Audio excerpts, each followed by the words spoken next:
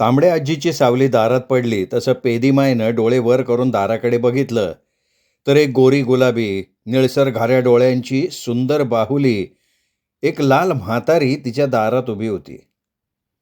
पेदीमाय भान हरपून त्या म्हातारीकडे बघत असताना त्या म्हातारी आडून ही लताची आई आहे असं खूण करून सांगताना तिला तात्या दिसले. पेदीमाय जवळ बसलेला मंगेश तांबड्या आजीला बघून गोंधळलेला होता. पेदीमाईला क्षणात कळलं की कुमठ्याची प्रसिद्ध तांबडी आजी तिच्या दारात उभी आहे, तशी आजी आहे असं करत पेदीमाय लगबगीनं उठली. केशा आजीनी आणि लतानी चमकून वळून दाराकडे बघितलं. तांबडी आजी हसत हसत आत आली.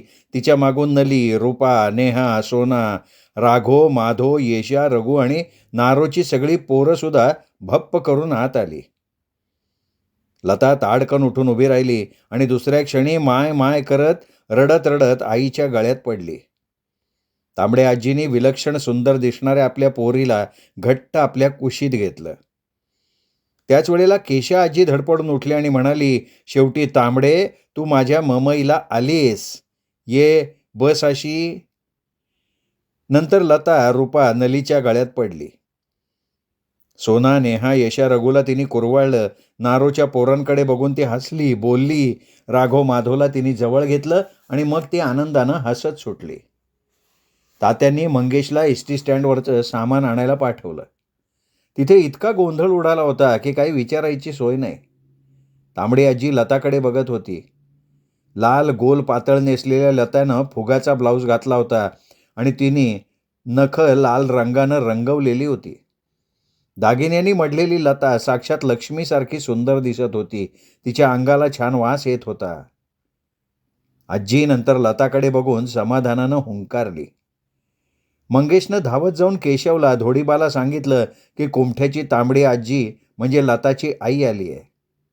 सगळेजण धावत धावत वरती आले. केशवनी आजीच्या पायाला हात लावून तिला नमस्कार केला, तिची माफी मागितली. बाळू, मंगेश, रहीम सगळ्यांनी तांबड्या आजीच्या पायाला हात लावला, नमस्कार केला. तांबड्या आजीनी सगळ्यांना आशीर्वाद दिला. पेदीमाईनं मटणाचं भांडं उतरवलं, चहाचं पातेलं शेगडीवर चढवलं आणि ती तांबड्या आजीशी गप्पा मारायला लागली. पेदीमाईचं आणि तांबड्या आजीचं लगेच जुळलं. तांबड्या आजीला पेदीमाई आवडली.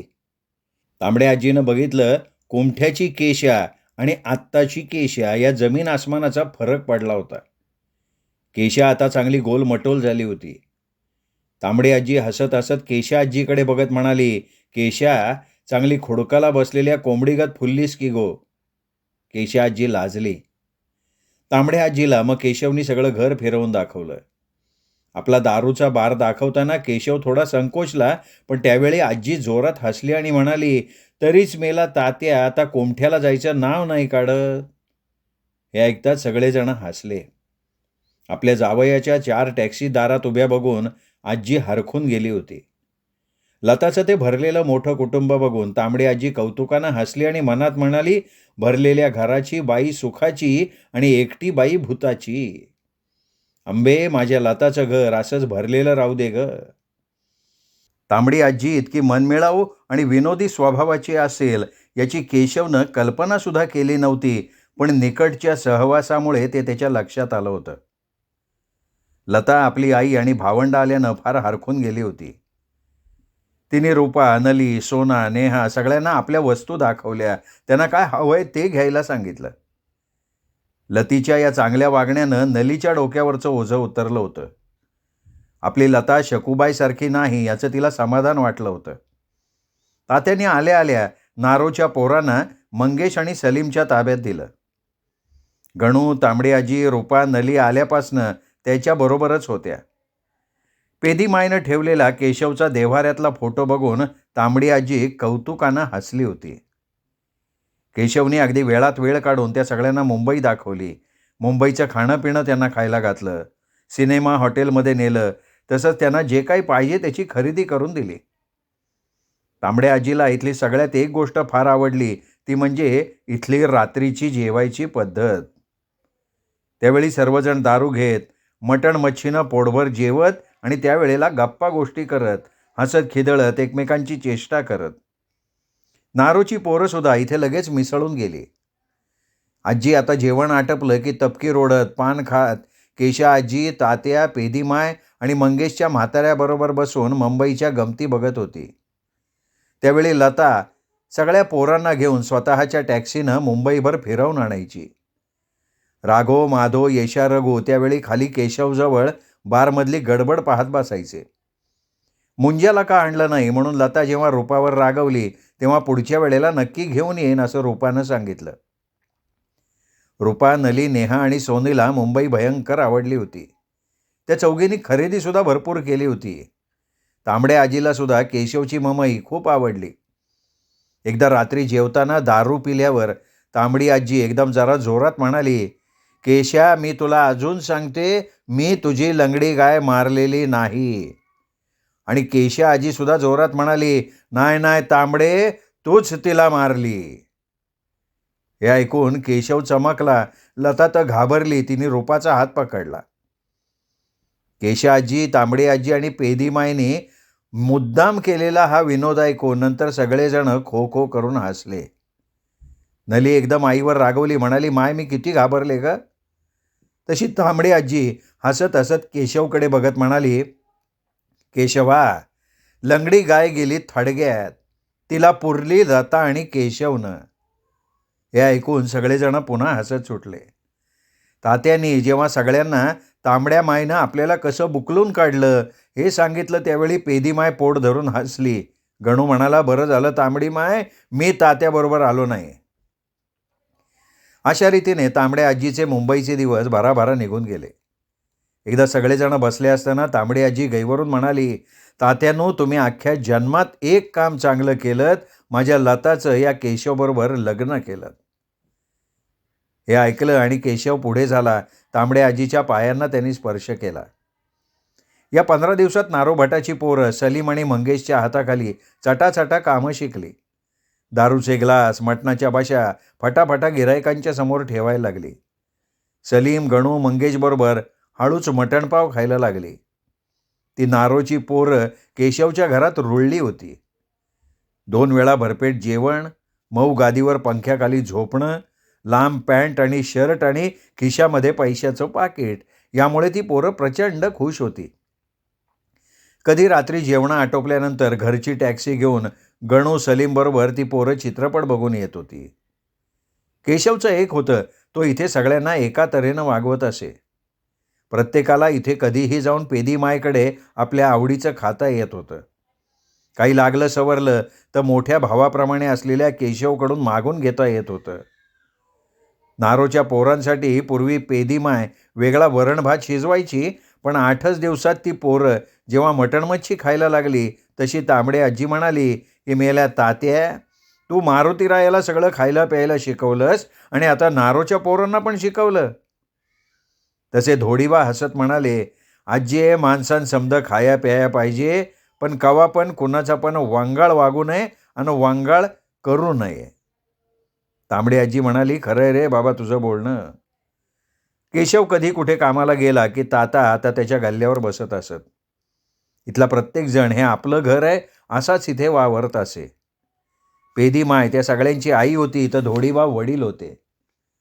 तात्या, केशाआजी, मंगेशचे वडील इथे मानाचे बुजुर्ग होते. लता इथे सून होती, वहिनी होती. हे सगळं बघून आजीला फार समाधान वाटलं. ती लताला म्हणाली सुद्धा की लते, तुझ्या केशवला या ममईनं आई वडील दिले, भाऊ दिला आणि देवपण सुद्धा दिलंय. पोरी, आणि हे सगळं मिळायला तुझं चांगलं वागणं कारणीभूत आहे. आजीला मुंबईला येऊन आता साधारण महिना होत आला होता. आता तांबड्या आजीला कुमठ्याला जायचे वेध लागले. लताची फार इच्छा होती की नली, नेहा, सोनीनं इथं राहावं, पण आजीनी लताला स्पष्ट नकार दिला. तेव्हा लता म्हणाली की माय, अगं निदान नलीला तरी इथे ठेव, तिची शाळासुद्धा नाही आहे. परंतु वाढलेल्या आपल्या मुलीला असं लताच्या संसारात ठेवणं तांबड्या आजीला पसंत नव्हतं. म्हणून तिने लताला नकार दिला. ती केशा आजीला म्हणाली, केशा, आता मी कुमठ्याला निघते. तू लता आणि केशवला घेऊन अंबामाईच्या पाया पडायला ये. अगं गावाला गावजेवण घालायचं आहे. पेदी, धोडी, बाळूला घेऊन तू यायला पाहिजे. हे ऐकताच केशवनी पुढच्या महिन्यात सगळ्यांना घेऊन येतो असं कबूल करून टाकलं. आजी निघाली तेव्हा केशव म्हणाला, तात्यानो तुम्ही या सगळ्यांना पोचवून या. हे ऐकताच तात्या काही ना काहीतरी निमित्त सांगायला लागले. तसं तांबडी आजी हसून म्हणाली, केशवा, हा मेला तात्या आता कोमठ्याला विसरला हा. अरे तो बुडाला मटणात आणि दारूत. तात्या एकदम गहिवरले. म्हणाले, तांबडे माय, बाईजा गेल्यावर मी भरलेल्या घरासाठी, पोराबाळांसाठी खूप धडपडलो ग. आता मला पोरगा मिळाला, बहीण मिळाली, घर मिळालंय. आता माझं कोण आहे ग कोमठ्यात. तात्यांचं दुःख ठाऊक असलेली आजी सहानुभूतीनं म्हणाली, खरंय रे तुझं म्हणणं तात्या. मग तांबडे आजीला कोमठ्याला पोचवायला बाळूनी जायचं असं ठरलं. पण तांबडी आजी केशवला म्हणाली, अरे पोरा केशव, आम्ही टॅक्सीत बसलो की उद्या आमच्या दारात उतरणार. बाळूनं यायची गरजच नाही आहे. परत बाळू जर आमच्याबरोबर आला तर विनाकारण तुझ्या कामाचा खोळंबा होईल, म्हणून आम्ही असेच निघतो रे. आणि मग तांबडी माय, केशव, लता, पेदीला लवकर या असं सांगून आपल्या पिलावळीसह टॅक्सीनं फुर्र करून कोमठ्याला आली. तांबड्या आजीचा थाटमाट बघून अख्खं कोमठं दिपून गेलेलं होतं. साधारण महिनाभरात केशवनं वेळात वेळ काढून लता, पेदीमाय, केशाआजी, गणू, नारो भटाची पोरं आणि मंगेशचा म्हातारा या सगळ्यांना कोमठ्याला आणलं. नारो भटाची पोरं जेव्हा चष्मे लावून, पॅन्ट शर्ट घालून, गळ्यात रुमाल बांधून, गळ्यात सोन्याची साखळी, बोटात अंगठी आणि हातात घड्याळं बांधून टॅक्सीतनं उतरले ना, तेव्हा नारो भटानं आणि तारीनी त्यांना ओळखलंच नाही. या 1-2 महिन्यात ती पोरं पूर्ण बदलली होती. प्रत्येकाच्या हातात जड बॅग होती. केशवनं नारोच्या पोरांना त्यांच्या घराजवळ उतरलं तेव्हा त्या सगळ्यांना बघून आपलं एक पोर गचकल्याप्रमाणे तारीने आनंदानं रडून रडून असा कालवा केला की तिथे कोण काय बोलतंय केशवला कळेना. शेवटी वैतागून नारो भटाशी थोडं बोलून तो लतासकट तांबड्या आजीच्या घरी आला. दागिन्यानं मडलेल्या लताला बघून कुमठेकर थक्क झाले होते. रूपा लताला ओवाळायला ताट घेऊन दारात उभी होती. तिने लताला, केशवला ओवाळलं. केशाआजी अंगणातून येताना तिने तांबड्या आजीच्या घराच्या वर बघितलं. ती सुंदर गुलबकावलीची वेल तिला जुन्या आठवणी देत अजूनही हसत हसत कौलावरनं तिच्याकडे बघत होती. केशाआजीने आपली मान झटकली आणि ती पटकन तांबड्या आजीच्या घरात शिरली. केशव, लता आले आणि दुसऱ्याच दिवशी तांबड्या आजीनं गावजेवणाचा बेत ठेवला. तांबड्या आजीच्या मागच्या अंगणात चुली मांडल्या गेल्या. आजीनी, रूपानी आणि गावातल्या 4 बायकांनी मटणवड्याचं, खिरीचं आणि वरण भाताचं जेवण तयार केलं. केशवनं दारूच्या 4 बाटल्या आणल्या. 10 कोंबड्यांचा रस्सासुद्धा आजीच्या चुलीवर रटरटत होता.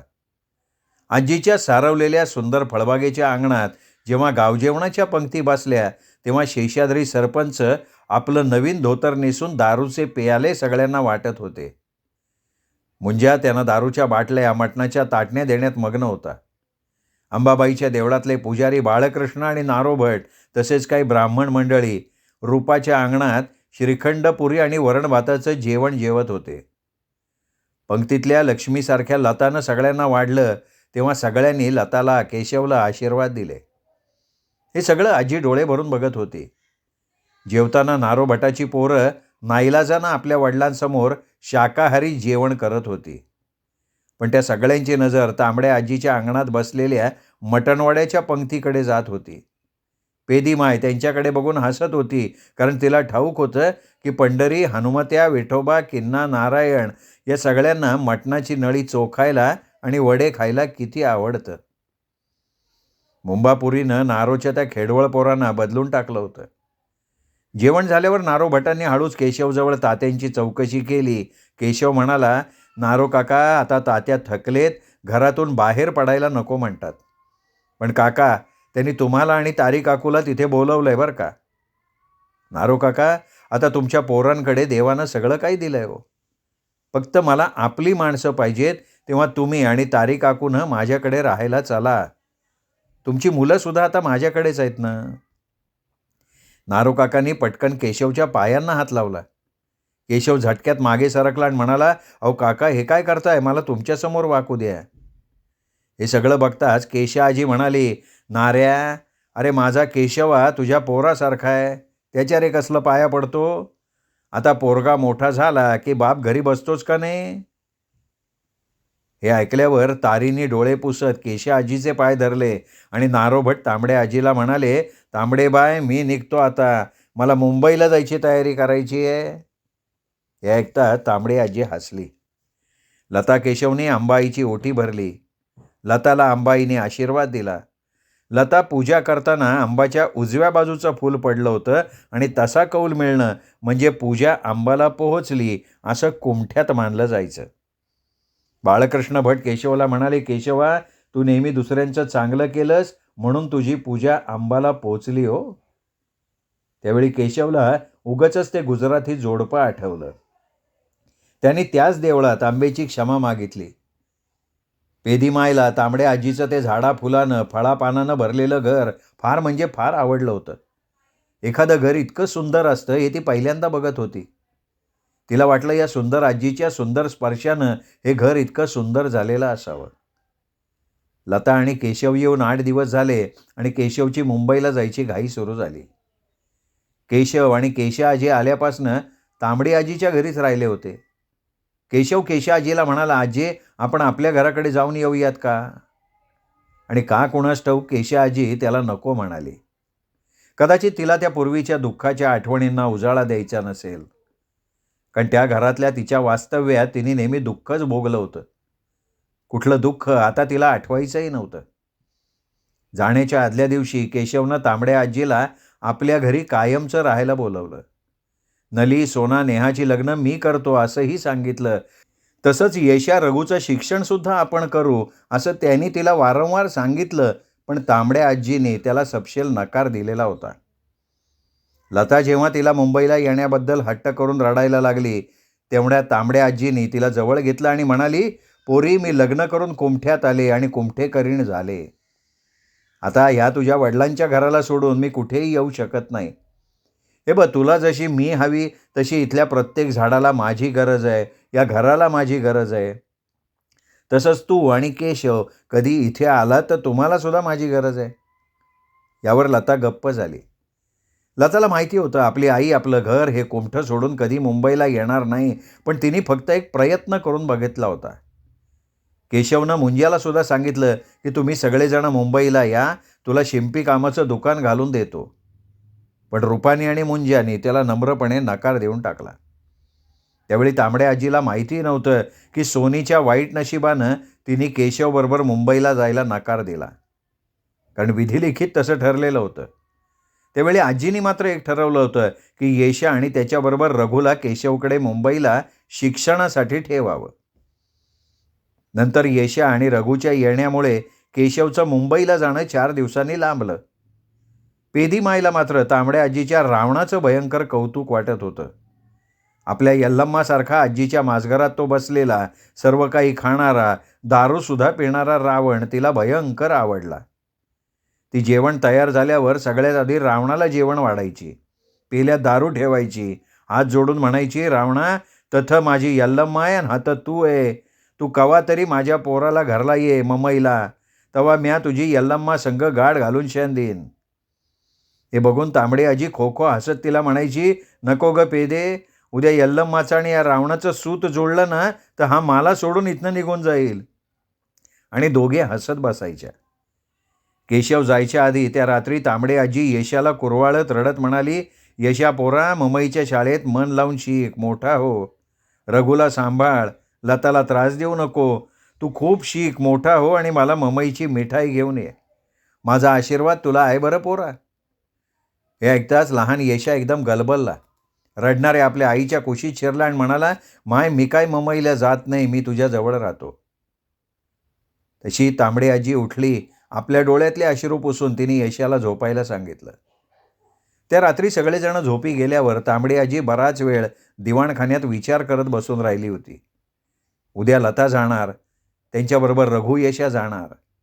त्यांच्याशिवाय या घरात राहायचं कसं या विचाराने तिला सारखं भरून येत होतं. आणि तिला वरच्या माळ्यावर खुसफुस ऐकू आली. तशी ती वर बघत म्हणाली, तुमचा येशा आणि रघु दोघांनाही मी उद्या लता केशवबरोबर मुंबईला पाठवणार शिकायला. त्यांना आशीर्वाद द्या तुम्ही. तांबडी आजी हे म्हणत असताना त्या वरच्या माळ्यावर जणू कोणी ऐकत असल्याप्रमाणे हुंकार देत शांतता पसरली आणि तांबडी आजी हसली. तांबड्या आजीच्या मागे सोनी आपणही लताबाई बरोबर मुंबईला जाणार म्हणून आईच्या मागे लागली. लतानीही सोनीला न्यायची तयारी दाखवली, पण नुकत्याच उमलू लागलेल्या सोनीच्या मोठ्या वक्षस्थळावर केशवची वारंवार वळणारी नजर तांबड्या आजीच्या सराईत नजरेनं हेरली होती. त्यात तिला तरी केशवची काही चुकी वाटत नव्हती, कारण सोनीशी बोलताना कोणाचीही नजर आधी तिच्या मोठ्या वक्षस्थळावरच जायची. आजीने लताच्या संसारापासनं तिच्या तरुण मुलींना दूर ठेवण्याचं ठरवलं, कारण केशवची सोनीकडे वारंवार वळणारी नजर तिला बरंच काही सांगत होती. केशव लता, पेदी, केशाआजी, रघु आणि यशाला घेऊन नारोभटासकट मुंबईला रवाना झाला. आजीचं ते सुंदर घर एकदम रिकामं झालं. तांबड्या आजीला सगळ्यात एकाच गोष्टीचं वाईट वाटत होतं, ते म्हणजे जाताना लहान येशा वारंवार मागे वळून तिच्याकडे बघत होता. हुशार येशा आपल्या आईचा अतिशय लाडका होता. हा मुलगा आपल्या बापाचं नाव वर काढेल असं तिला विश्वाससुद्धा वाटत होता. एकदा तर तिला वाटलं यशाला रघुला मुंबईला पाठवूच नये, पण नंतर तिने निग्रहानं आपलं मन घट्ट केलं. ती यशाला मोठ्यानं म्हणाली की पोरा, मी मध्ये मध्ये मुंबईला येऊन जाईन बरं. आणि यशानं एकदम मागे वळून तिला मिठीच मारली. त्यावेळी तांबड्या आजीला कल्पना नव्हती की तिला मिठी मारून रडणाऱ्या यशाला मुंबईत पाठवून तिला कायमचं आपल्यापासून हरवलंय. त्या मुंबईनं सुद्धा पुढे यशाला आपल्यात कायमचं सामावून घेतलं. तांबड्या आजीचा तो यशा मुंबईच्या गर्दीत हरवला. आजीने त्याला खूप शोधलं, पण तो तिला कुठेच मिळाला नाही. त्या अफाट गर्दीत तो कायमचा तिच्यापासून दूर गेलेला होता. कुमठ्याच्या लताचा कुमठ्याच्याच केशवबरोबर मुंबईत संसार सुरू झाला. लताचा पायगुण चांगला होता. केशवकडे चहूबाजूनी लक्ष्मी येत होती. कुमठ्याच्या चांगल्या केशवनं आपल्याबरोबर अनेकांचं भलं करून टाकलं होतं. कदाचित त्यांच्याच आशीर्वादाचं ते फळ असावं. तात्यांना नारोभटाला बघून अतिशय आनंद झाला. नाहीतरी तात्यांची आणि नारोभटाची खूप जुनी मैत्री. तात्यांनी आल्या आल्या नारोभटाला विचारलं, नारो, तुझ्या समोरच्या मारुतीला सोडून आलास का रे? अर्थात हे तात्यांनी मंजुळाबद्दल नारोभटाला विचारलं होतं. हुशार नारोभटांना ते कळलं, तसे ते हसत म्हणाले, तात्या, अरे मारुती इकडे आला तर मी एकटा कुमठ्याला राहून करू काय? तसा म्हणा मी मध्ये मध्ये मारुतीला भेटून येणार आहे. हे ऐकता तात्या हसले. काही न उमजून तारेमध्येच म्हणाली की तात्या भाऊजी, अहो तिथे मारुतीच्या देवळात तो वरच्या आळीचा भट ठेवला यांनी, तो तिथलं सगळं व्यवस्थित बघतोय की. नारोभट आणि तात्या खो खो करून हसले. नारोभट आणि तारी केशवकडे एकदम रुळले. त्यांना केशवची मुंबई फार आवडली. तारी तर लता आणि पेदीमाय बरोबर असायची, तर तात्या, नारोभट, मंगेशचा म्हातारा आणि केशाआजी ग्लासात थोडी थोडी दारू घेऊन फरसाण शेंगदाणे खात मजेत जुन्या गोष्टी बोलत रस्त्यावरची गंमत बघत बसायचे. इकडे आल्यावर तारीला आणि नारोभटांना कळलं की त्या केशवाच्या रात्रीच्या पंक्तीत आपली पोरं थोडी दारू पितात, मटण मांस खातात. आता ब्राह्मण तारीला हे आवडलं नाही. त्यात नारोभट आता मुलांबरोबर सामील झाले. तरीसुद्धा तारी त्या कोणाला काही बोलली नाही, कारण ती बघत होती इतके दिवस पूजा अर्चा करून देवधर्म पाळून तिची पोरं फक्त पेजेवर जगत होती. आता इथल्या यल्लम्माच्या आणि केशवाच्या आशीर्वादावर ती पोटभर खातपीत होती. ती स्वतः आता 4 दागिने घालून चांगली लुगडी नेसत होती. तारी आपल्या नवऱ्याला आणि मुलांना त्यांच्या खाण्यापिण्याबद्दल काही बोलली नाही, कारण तिला ठाऊक होतं केशवचं आणि धोडीबाचं त्या सगळ्यांकडे बारीक लक्ष असतं. केशवचं एक होतं, काही खायचं प्यायचं ते घरी, बाहेर कुठल्याही प्रकारे काहीही करायचं नाही. आणि केशवचे हे विचार तारीला आवडले. त्यामुळे आपल्या मुलांविषयी ती बिनधास्त होती. तरी पेदीमाईनं कितीही आग्रह केला तरी तारीने मात्र कधी दारूला किंवा मटण मच्छीला स्पर्श केला नाही. ती एका स्टोव्हवर आपल्यापुरतं वरण भात किंवा खिचडी शिजवून खात असे. लताला पहिल्यांदा दिवस गेले तेव्हा केशव आणि केशाआजीला अतिशय आनंद झाला. आज केशाआजीच्या पाड्याच्या घराण्याचा वंशज येणार होता. पेदीमाय आणि तारी काकू लताला खूप जपत होत्या. तांबडे आजीने रीतीप्रमाणे लताला बोलवून मोठं डोहाळ जेवण केलं. त्यावेळी तांबडी आजी शकूच्या आठवणीनं व्याकुळ झाली. शकूचं डोहाळ जेवण सोडा, तिच्या कुठल्या पोराला सुद्धा तिने कधी पाहिलं नव्हतं.